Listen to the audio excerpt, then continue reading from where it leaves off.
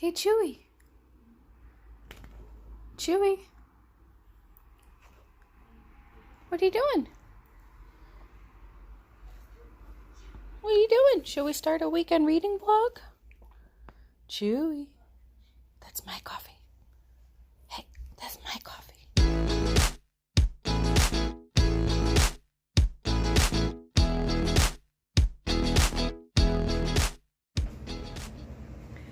Hello, it's me, Alex.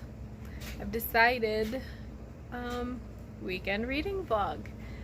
I have made progress in this book, and I'm sorry to say I'm not enjoying it as much as I was for the first half. She's lost me. I feel like the first half was a lot more introspective, and what I was reading into it was more of her desperation and that feeling that just makes her want to sleep, because nothing feels right, and if she could just sleep through it, she'll get better. And I really related to that feeling, but now she's just a pill popping mess, and she's just mean. Where at first I could forgive it as like she's going through something and she's not the best judge, like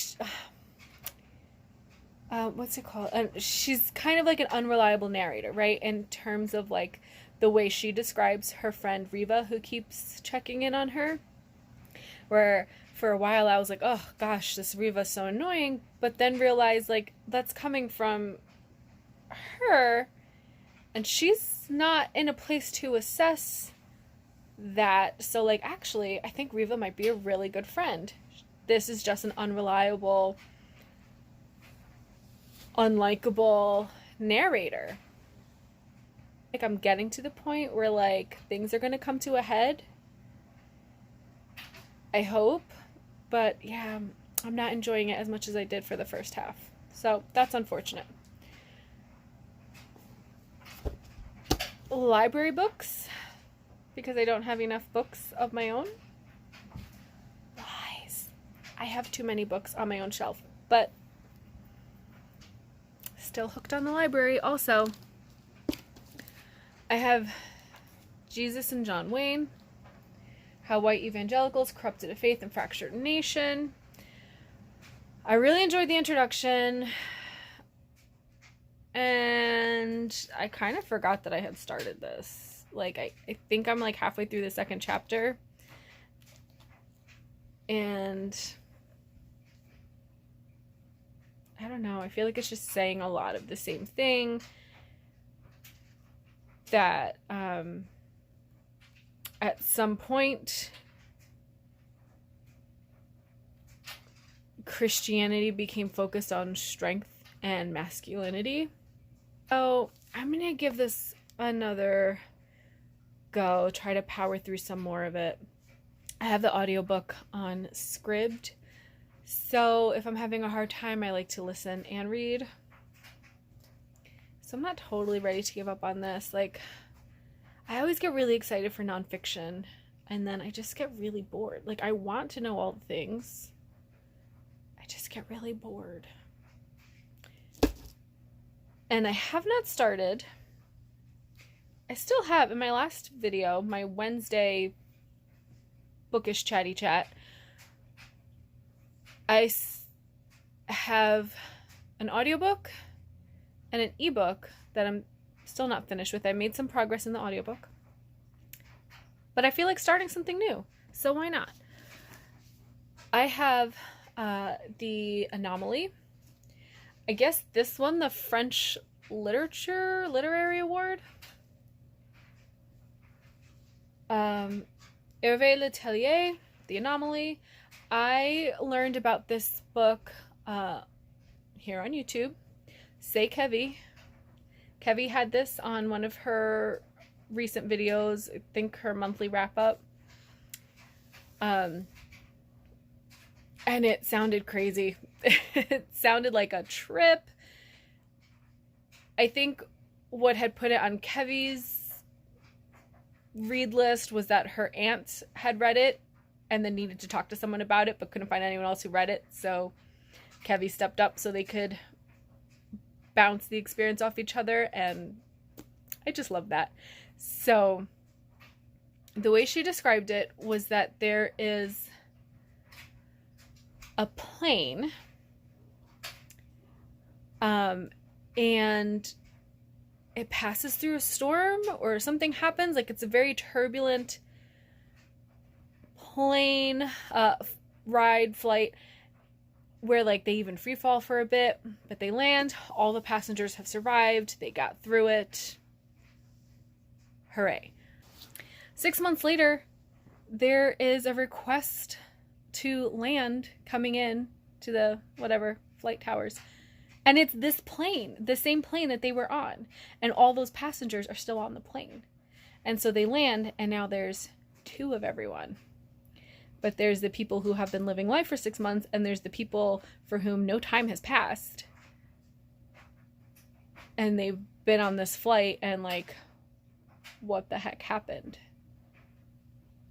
And apparently the ending is crazy. So, yeah. Sounds nuts. So I figured, let's give this a try.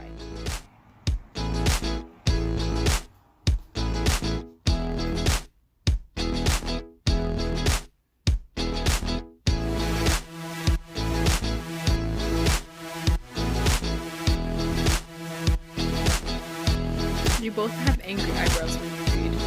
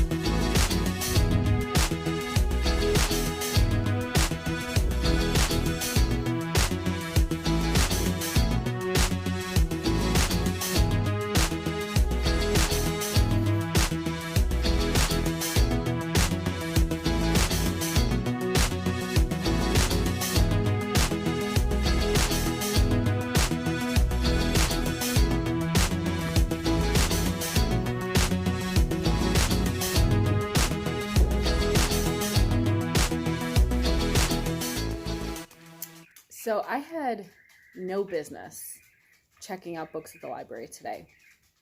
We go at least once a week, usually. I mean, it's not a hard rule.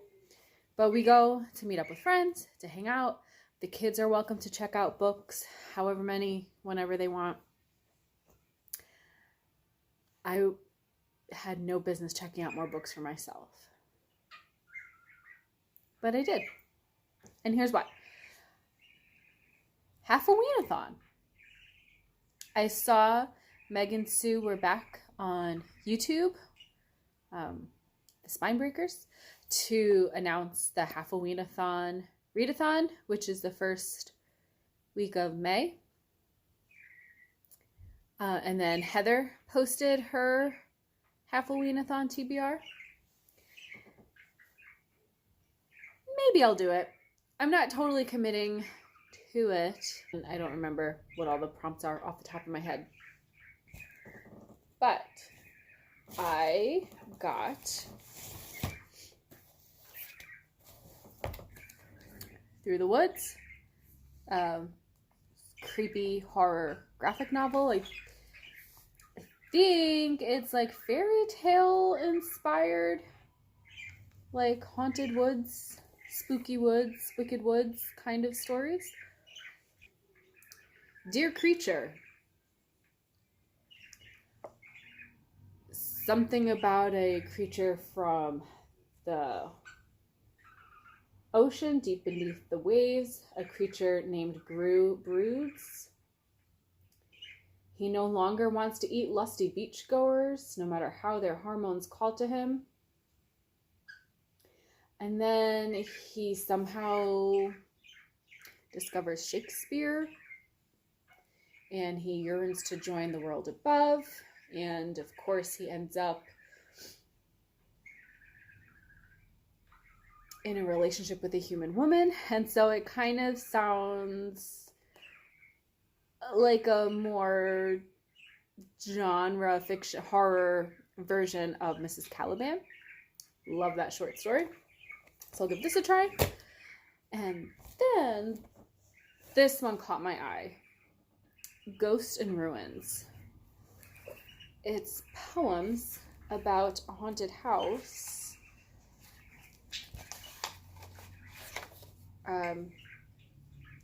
A compendium of old forgotten haunted houses and their strange histories. And just a bunch of poems with then, I guess, like pencil drawings. So, Drowned Shelley is the first one. So, Drowned Shelley continued. It looked pretty freaking creepy. Why'd you take my coffee? Oh, whoops. I didn't finish it. I hung it off the table to clean up the oatmeal. Because I clearly haven't finished my coffee, so I can't tell which one is mine. This is bigger and it says wifey on it.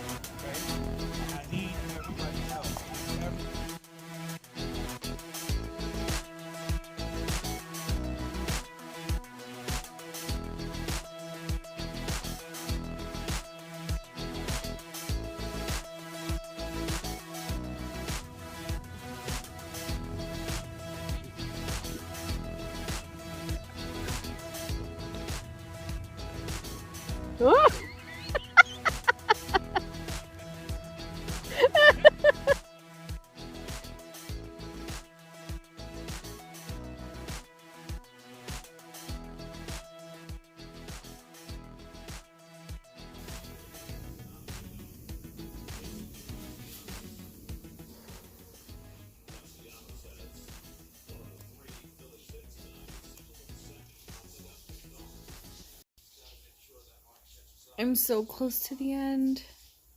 I'm so close. But my eyeballs are on fire and I'm dozing.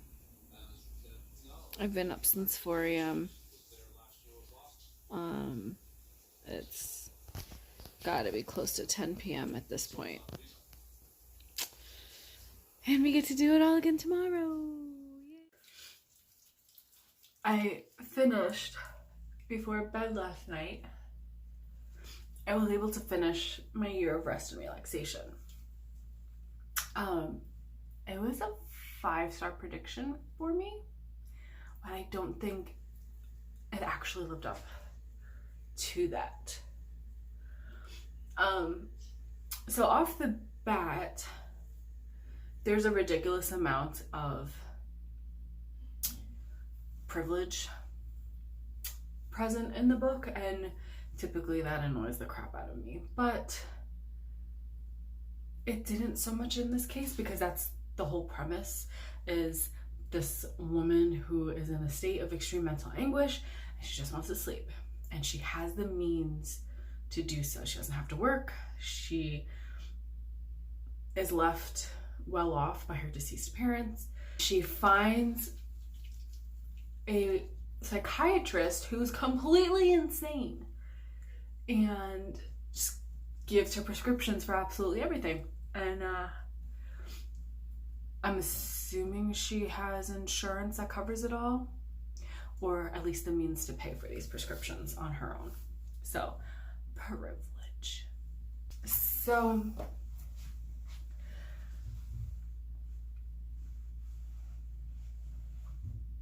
the writing is great and descriptive and atmospheric, and I think Mushfeg, well, the two that I've read, Eileen and Rest and Relaxation, both have incredibly unlikable narrators that I'm still kind of able to make some connection to, and then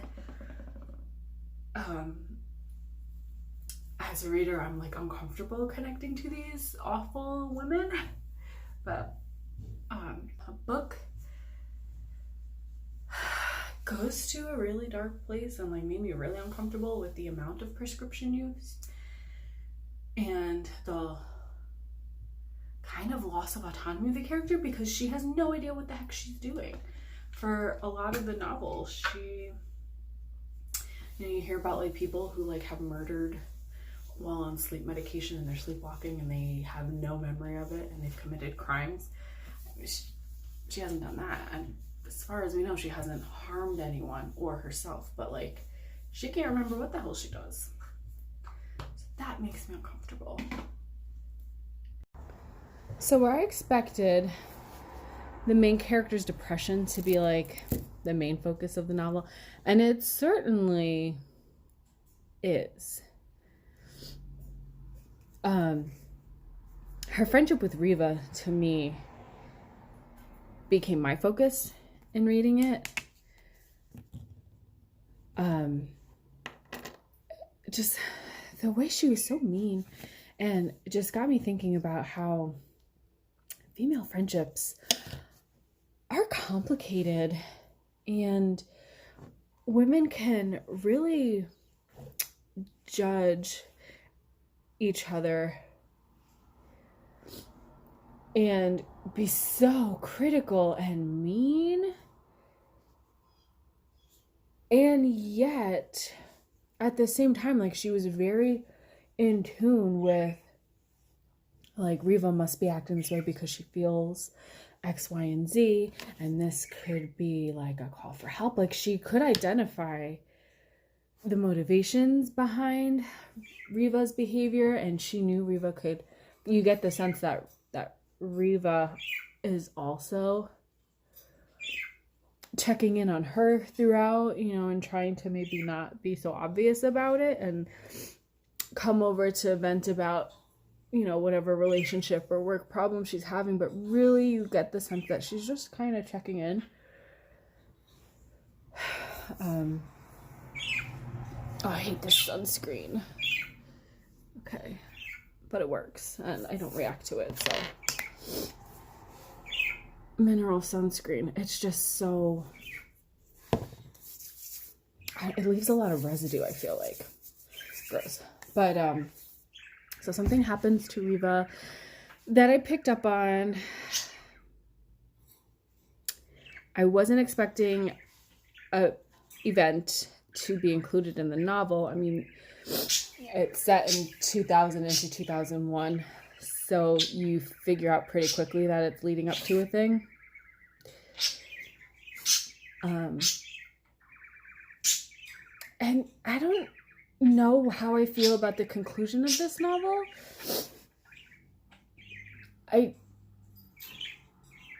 I guess it's unfair. I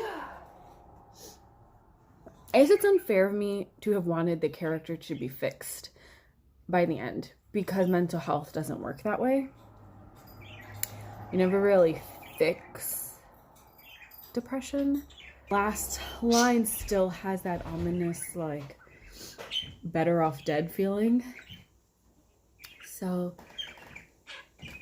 I'm really not sure how I feel in general. Like I said, this was a 5-star prediction. Like, I really expected to love this book, and there are parts of it that I did, but I don't think the overall enjoyment reaches 5-star level, because there was a chunk in the middle that I just was not gelling with the tone of the narrator. So that's Eileen. I really liked a lot. Also not totally 5 stars. That was a 4-star book for me. Again, because the narrator was unlikable to such an extreme. So should I read more Moshfegh? And if so, which one? I'm thinking McGlue next. And I'm not actually sure how many more novels. There's a short story collection, yeah? So maybe that's the way to go. Short stories. Okay, we're off to baseball games now.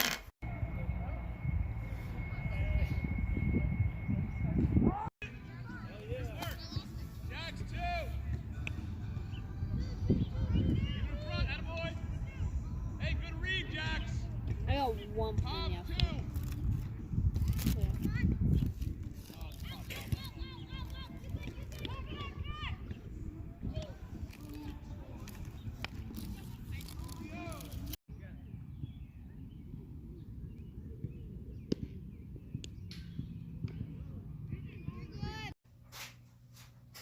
Okay, I'm in bed now. I am exhausted. My allergies have been a mess today. I got like a generic brand allergy medicine, and I don't know if it's gonna cut it. I've been sneezing all day. I've been outside all day. I think I avoided sunburn. I'm sure I looked like a crazy person with my like bucket hat and sunglasses, and it got really hot, but I was in a long sleeve t-shirt. I was for the most part pretty comfortable, and then it actually got cold again because New England.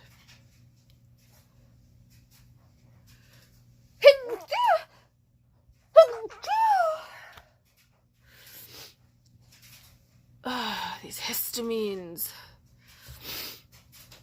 But yeah, I am showered and in bed. The dryer just finished, so I don't have to listen to that trying to fall asleep. I am pleasantly surprised. I'm sorry, I'm shaking my phone. I am pleasantly surprised with how much reading I did this weekend for how much baseball I watched this weekend. Saturday, it wasn't until evening that I really got any reading in. Like, even though I had books with me the whole time and I was at the ballpark early without anything to do, like I didn't pick up my books. But I managed to finish my year of rest and relaxation. And today I read more of Jesus and John Wayne. That's it. My God, I just blanked on the title so hard. Jesus and John Wayne. Read some more of that. I'm definitely interested in continue reading it. I read it all with my eyeballs. I didn't have to do audiobook, and I'm doing well. I was afraid it was going to be too dry and boring and dense, and like maybe in parts it is, and some parts do feel repetitive. But I'm really, really liking it. I I've gotten angry. I've kind of laughed to myself at ridiculousness, at hypocrisy, or rolled my eyeballs hard throughout reading pages of it. And that's what I expected. So it's delivering so far. And then during the fourth and last baseball game of today, so the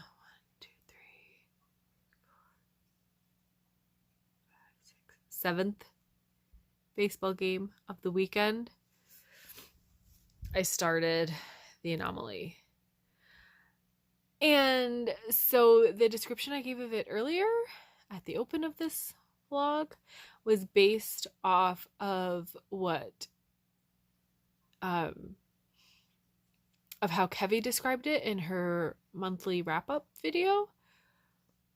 But then I read the back. All it says here is that in their own way, the passengers of Air France were all living double lives when they boarded their Paris-New York flight. And then an ingenious, timely variation on the doppelganger theme. That's all it says. It doesn't say anything about double people.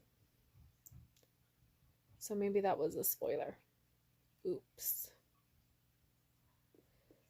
I was just relaying the information I'd been given, so don't blame me. But yeah, we'll see. I'll read a little further. I